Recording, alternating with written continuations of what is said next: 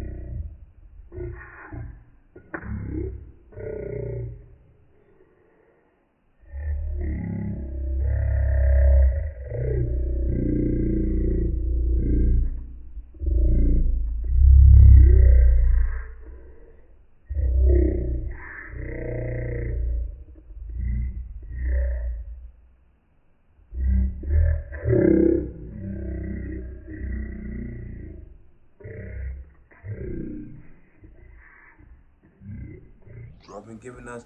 And go check out their channel too, MJ. So all those channels are gonna be in my description. It's nothing but good content, nothing but good conversations being had. So go check out those channels if you want good content. But with all that being said, we're gonna get right into this video. So without further ado, let's get into this video. Cue the intro.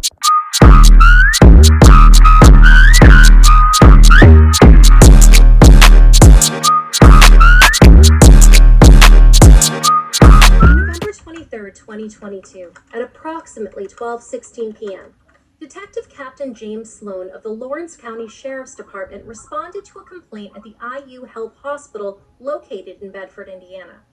Upon his arrival, he was met by Department of Child Services caseworker Emily Werner, who shared with him a shocking but all too common story on this channel. She told the detective that at approximately 11:01 a.m. that same day, a 20-month-old girl named Eliana Margie Plummer, also known as Ellie, had been diagnosed with a brain bleed, a broken collarbone, and facial bruising. Oh, man. She was so bad off that she needed to be transported by helicopter to Riley Children's Hospital in Indianapolis for more specialized care. And then, she shared with him the pictures that had been taken of the little girl prior to her transport. Ellie's head was swollen and deformed, and bruising was visible on her forehead, both sides of her face, and under her eyes. That's crazy. I wish we could say that the information we're about to present is surprising. Like in many of the cases we cover involving small children, not only were there signs of mistreatment, but a prior anonymous call to DCS as well regarding Ellie. Unfortunately, it's becoming far too common in cases such as these. The first tip was received on November 17th, 2022 at 1:26 p.m., just 6 days prior to the incident that brought Ellie to the emergency room. The caller reported smelling weed and what they described as a strong chemical drug-like smell coming from near the apartment where Ellie lived with her mother. I told you, man, them drugs. The caller was concerned that Cheyenne might have been smoking crystal around Ellie. Woo! And also shared with DCS the little girl had light bruises on her face. Weed and crystal is too older different. Fading away. Allegedly, Cheyenne had told the caller that Ellie had fallen out of bed. Weed don't make you act out crazy. Crystal. The second tip was received on November 23rd, 2023 at 10:58 a.m., just minutes before Ellie was treated at IU Health Bedford. Official documents list this call as an anonymous tip, but due to the time frame and the information provided, it's reasonable to assume that the call came from someone at the hospital. After this call, several other reports were made, including statements from friends, co-workers, neighbors, and Cheyenne herself. There is a veritable cast of characters akin to the Canterbury Tales that could have saved Ellie, but didn't. This does get confusing at times, so we'll try to keep things as clear as possible. Alright, shoot. According to the report, Ellie's injuries appeared non-accidental and were inconsistent with the explanation that Cheyenne had provided. According to Cheyenne, Ellie had woken up at around 3:40 a.m. and was whining. It was then she noticed the swelling on her daughter's forehead, but didn't think it was serious enough to call for an ambulance.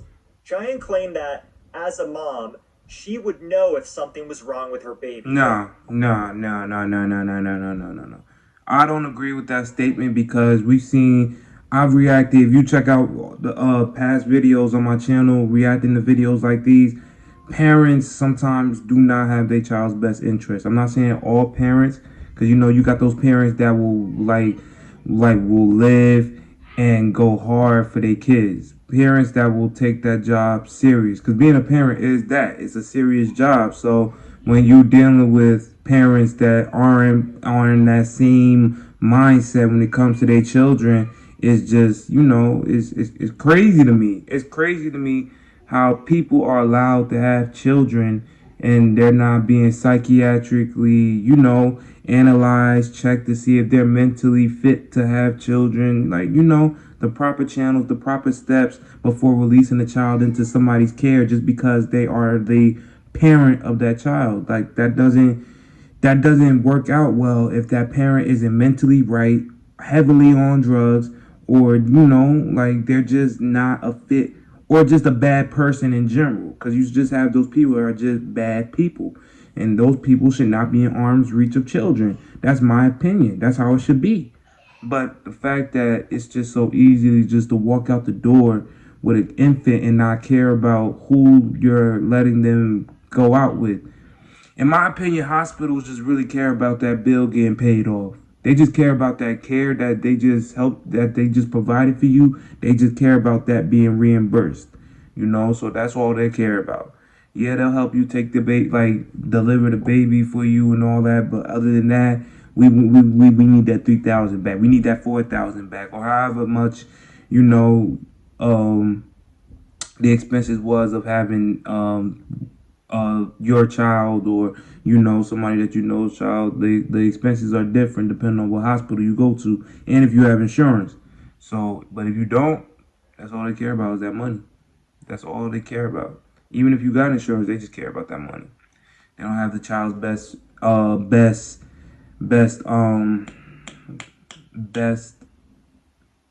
You get what I'm trying to say. They don't have the child's best choices. I'm gonna go with choices. Best choices at hand. They don't have that. They don't have that. It's crazy, but hey, we're gonna get right back though. I know it's gonna come back to me later on. This was a failure on her part. The report also alleged an unreasonable delay, refusal, or failure on the part of Cheyenne to seek medical care for the little girl. Allegedly, rather than seeking medical care for Ellie, Cheyenne went to work and left her in the care of someone she had been staying with. The caller reported that Ellie had what appeared to be 3 fingerprint marks on one side of her face and one on the other side. These injuries were consistent with someone grabbing and squeezing her face. According to the caller, Ellie was lethargic, half dead, and could barely hold her head up. We are always gonna be connected. It's an ad, y'all, real quick, just letting y'all know. Be my best friend. Cheyenne claimed that Ellie went back to sleep and woke up at around 8 a.m. She was allegedly still sleeping, and Cheyenne could hear her snoring, which supposedly surprised her. That's why I smoke during these She chatted videos, with her boyfriend, Cameron Fleming, for about 40 minutes before going back to check on her daughter. Too much to deal with. At this point, Ellie's skin was pale and her breathing was shallow. Her hands and feet were tensing up. Cheyenne claimed she called her name out and poured water into her mouth, but Ellie did not respond. Next, she flicked water onto her face, and Ellie allegedly responded with a moaning or grunting sound. Cheyenne opened up her eyes and noticed they did not dilate, but according to her, this seemed normal otherwise. She claimed she tried to get her daughter to respond or wake up until 9:30 when she ultimately left for work. Yes, she left her normal? There. She shared that prior to leaving, she smoked You'll some go to weed work, try but you don't care about your child living She said she was worried and freaking out, but apparently not bad enough to rush Ellie to the hospital. Ain't no job coming before my kids, man. Like, what do you... Next, Cheyenne's boyfriend had some information to share with the authorities. Man.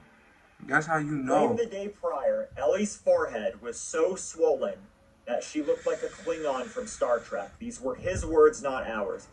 Cameron claimed that Ellie had this injury for about 8 to 10 days, which somewhat aligns with the original DCS call placed on November 17th, except the anonymous caller claimed that Ellie only had light bruising. So what happened during that time to cause the extensive injuries to this little girl that required an emergency airlift to Riley Children's Hospital? Cheyenne allegedly told Cameron that Ellie had fallen and hit her head on the end table. But so now we're gonna lie too. You don't end up with a brain bleed, a broken collarbone. Throw her ass in jail. Throw her ass in prison. Yeah, prison. Forget jail. Throw her ass in prison, bruh. Throw her ass in prison, bruh. Anybody that could do that to a child, they need to get beat down. I'm sorry. I'm not going to sit here and be politically correct. I'm going to be honest with you. You need to get your ass beat.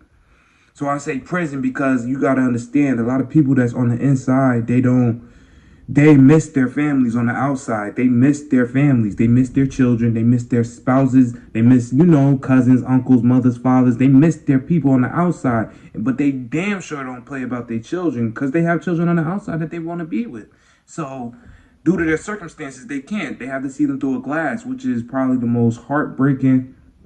I know people personally that tell me that's the most heartbreaking experience that you see your child every day through a glass, and then weeks, months, years go by. They get older and older and older while you still sitting in that one place behind that glass. That's the most heartbreaking experience for anybody to go through.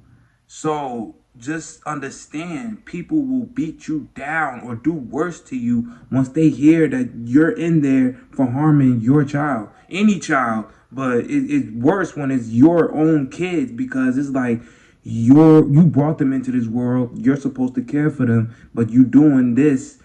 You're doing whatever you did to them, or if you deleted them. Some people don't not like that. Some people can't forgive that, and they'll delete you too. They see it as an eye for an eye.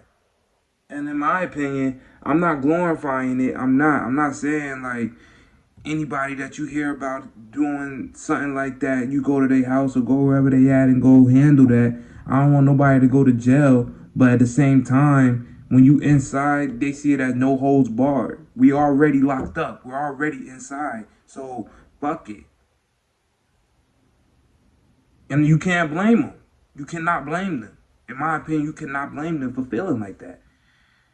Nobody should blame them, because you gotta understand, you can't just be hurting people, hurting kids, innocent kids who haven't even experienced life yet, and think you just gonna get away scot-free. That's beyond preposterous. Let's get back though. In facial bruising by falling and bonking your head on the table.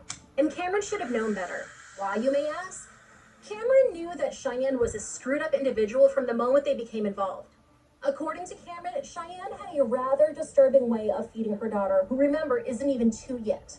She'd simply throw her food all over the floor and force her to eat. So she treated her like a dog too? Yo, no, man, it's getting worse. Also, I think we can all agree that Cheyenne isn't very bright. Not at all. That wasn't all. Not at all. On October 7th, Cheyenne sent a text message to Cameron that read, and these are all her words, "Ellie was effing terrible last night when we came back. I wouldn't stop crying. I wanted to throw her." What? On October 13th, she texted, "Let me get this asshole to bed." Later, when Cheyenne made it to work, slow people are not allowed to have children. Things to her coworkers that no doubt caught them off guard.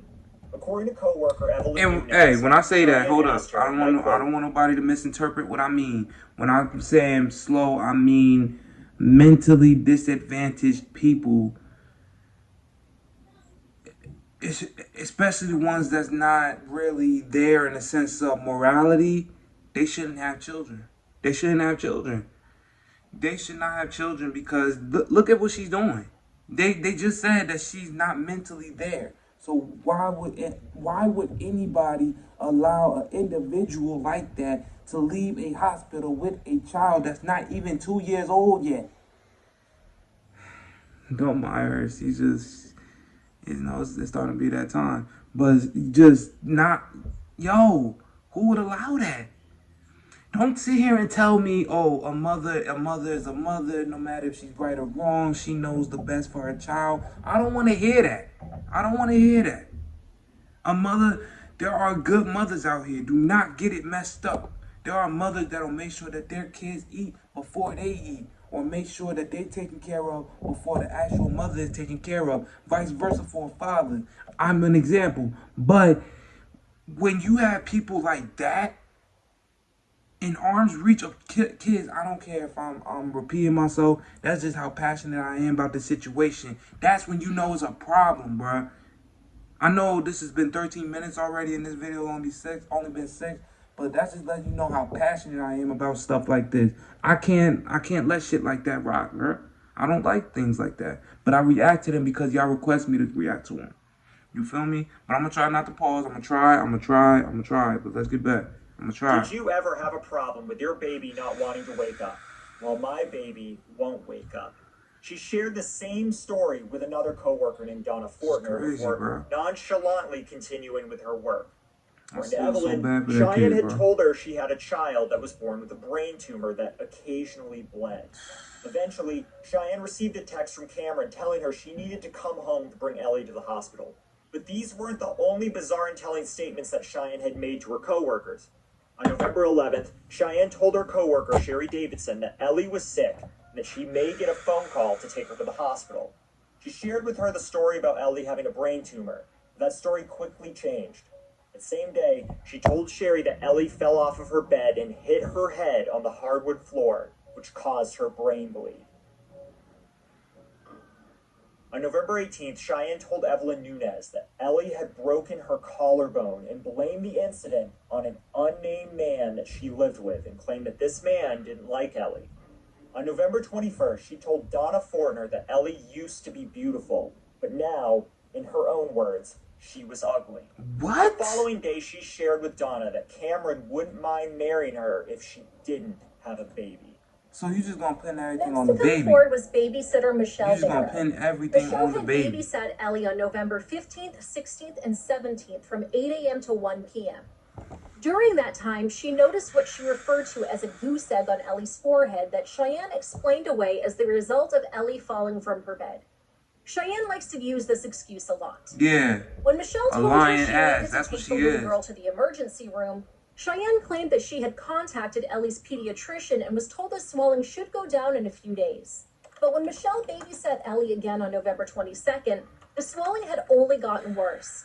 And this wasn't the first time that Michelle had witnessed such bruising on the little girl. When questioned about the bruises prior, Cheyenne claimed that Ellie had got her head stuck in the futon while upside down.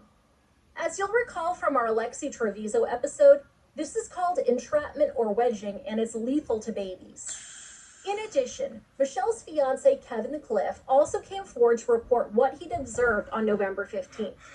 He described the bruise on Ellie's forehead as being so pronounced that it caused swelling in the little girl's Why would you eyes even and lips. have a kid if you He didn't recalled want that when he and Michelle told Cheyenne that she needed to take Ellie to the hospital, she said, and I quote, "Under no circumstances are you to call an ambulance or take her in yourself. I will make the decisions. That is my child." She need to burn in hell. She needs to Next burn in is hell. Jeremiah Bowman, who's friends with Cameron and I'm also sorry, lived in this sorry, building. God, but Came forward No. to share that Ellie had 2 black eyes and her hair was falling out. This was on November 15th, but he didn't come forward to the police or DCS. He shared this information with a friend via text message. Sure, you're beginning to see a pattern here. Another neighbor named Carol Zolman, no relation, was you gonna mentioned tell in all the these people, affidavit, but you ain't gonna go to came the forward on hospital. December 9th and was interviewed by Detective Andrea Barnett. She shared that on November 1st, she observed what she thought was chocolate all over Ellie's face, but upon further inspection, realized it was bruising. When she questioned Cheyenne, she was told that Ellie randomly jumps off things and falls onto the floor. Cheyenne also claimed that Ellie pulled at her own ears and hair so much that she caused bruising and hair loss. She gonna do that Before all the to herself, conversation huh? with Carol ended, Cheyenne allegedly looked The down girl at gonna do all Ellie that and to said, herself. "One day, she's going to kill somebody."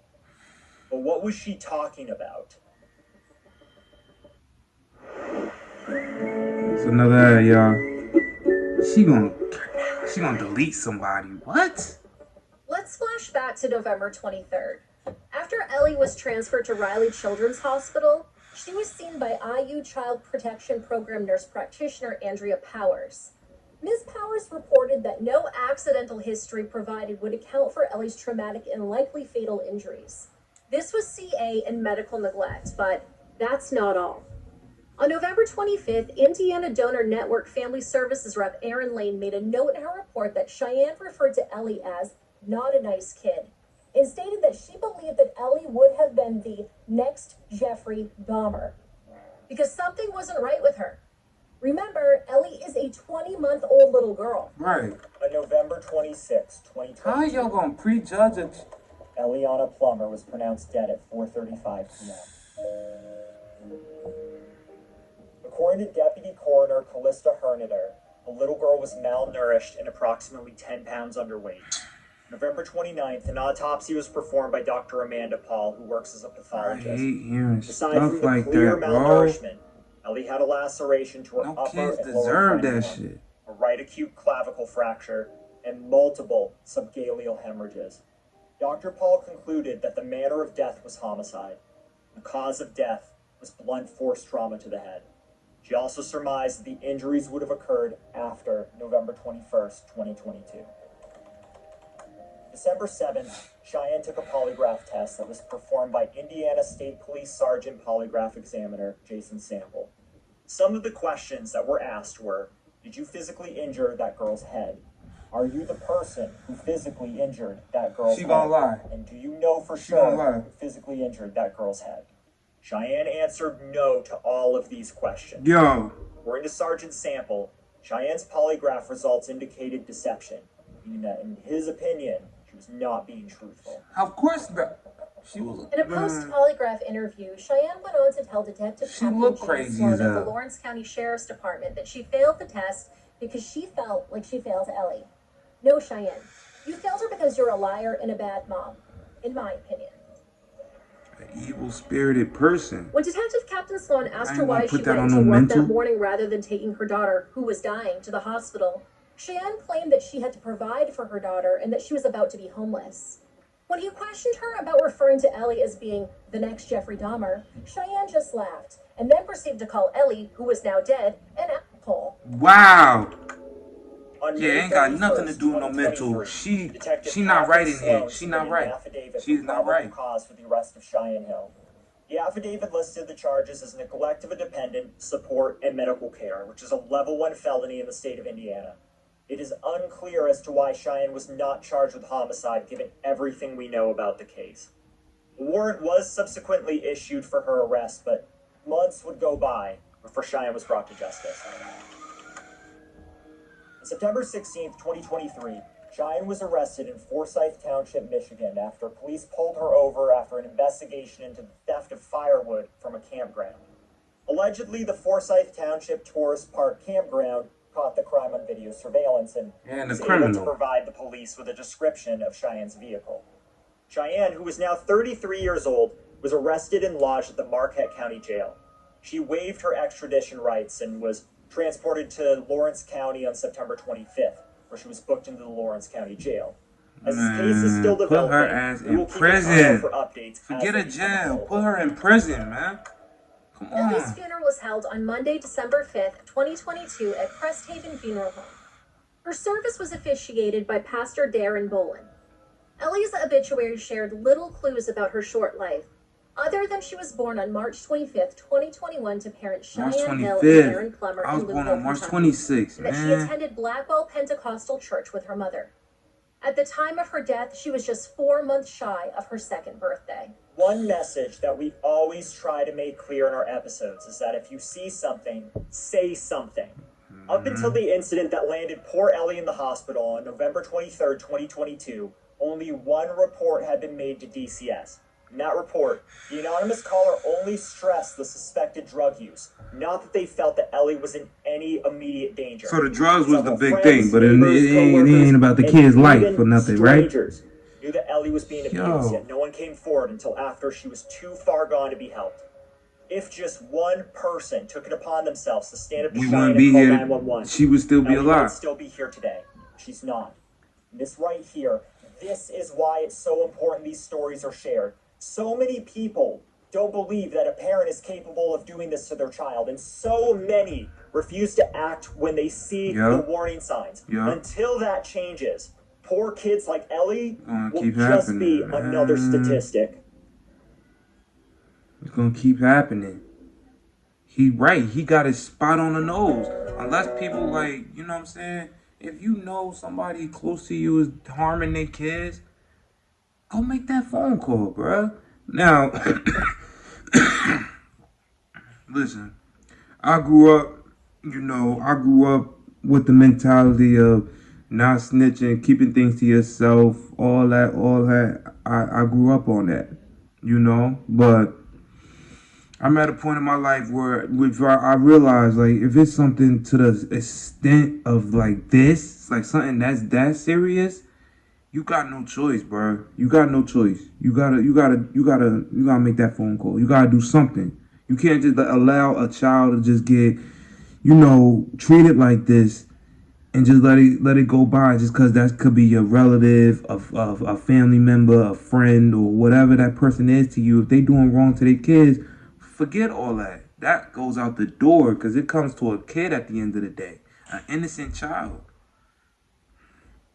But that's the video, man.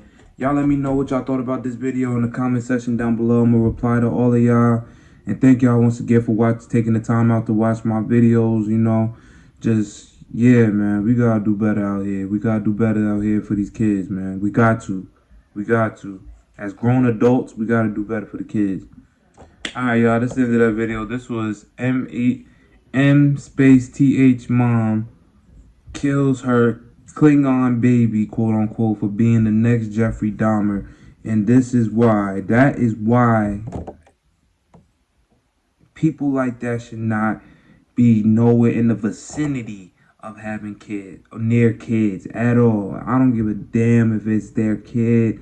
They should not be nowhere near kids, because this is what happens when you allow the wrong person near a child. This is what could happen. This is one of the other things that can happen. And the fact that there's different options, not different options, different things that could happen with the wrong person being near a kid, none of that shit should be possible. None of that should be possible. None. None. But the fact that it is today, that just lets you know where we at in society with it. We're not, some people are just not right and they not fit. I don't care if they're fertile enough. I don't care if they can produce kids, however amount of kids they can produce. It don't matter. If they're an unfit parent, if they're an unfit person, individual, they should be nowhere near children. Or anybody for that sense, but children more importantly. But like he said in this video, unless we do something about it, it's going to keep being the same thing. These kids are going to be in more and more statistics, which is sad and immoral as hell. Like, yo, man. That I've reacted to other stories from this channel, The Misery Machine. Go check them out. Go subscribe. You know, check out their content. They put out good content and awareness for what's going on. They do. But it just like it just makes you more aware and just understand what kind of people there are in this world. I'm not saying everybody's a bad person, but you gotta understand there are those bad apples, like this crazy like this crazy female is. You just gotta be aware, man. You gotta be aware, and definitely, I'm gonna keep saying it, definitely reach out if you know something like this is happening. You're not doing a service, you're doing a disservice by not letting nobody know that something like this is happening and you know about it. So whatever happens to that kid, they're I don't even know if I can say that word on YouTube. Their BLUD is on your hands. You know what I'm trying to say, but I'm trying, you know what I'm saying? But you get it there, it's on your hands. It's on your hands. But with all that being said, thank y'all for taking the time out to watch my videos. Please, please, please go like, comment, subscribe. Also, go show love to all the channels that's going to be in my description box down below. Those same channels are going to be on my featured channels as well. So go show love, man, because it does not cost a single thing to show love. And with all that being said, I'm going to get up out of here. So until next time, be blessed, highly favored, and be aware, please. If you know anything, let someone know. Let someone know. Always let someone know. But until next time, I'm going to catch y'all on the next one, so y'all be easy. And until next time, peace.